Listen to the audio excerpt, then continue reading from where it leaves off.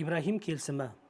Өткен аптада мемлекет басшысы Қасым-Жомарт Тоқаев ақш-қа сапары аясында Астана Ибрахим келісіміне қосылғандығын айтты. Ибрахим келісімі деген не?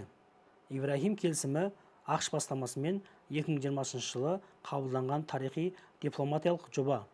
Ол Израиль мен Біріккен Араб Әмірліктері, Бахрейн, Марокко және Судан секілді елдер арасында ресми қатынастарды орнатуға бағытталған.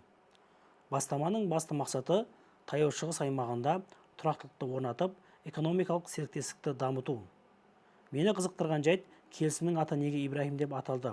Соған тоқталып өтсек. Бұл атау иудаизм, ислам және христиан діндері ортақ рухани ата-бабасы деп санайтын пайғамбары Авраамға, яғни Ибрахим пайғамбарға қатысты қойылған. Ибрахим Құран мен Библияда аталады және де пайғамбарлардың атасы болып келеді. Қазақстан бұл келісімге кейінгі 5 жылда қосылған алғашқы ел және де орталық Азиядағы қол қойған бірінші мемлекет болып саналады. Қазақстан Ибрахим келісіміне қосылуының ең алдымен дипломатиялық беделді арттырып, бұл келісім Қазақстан Таяу Шығыс пен Батыс елдері арасында дипломатиялық көпірге айналдыруы әбден мүмкін.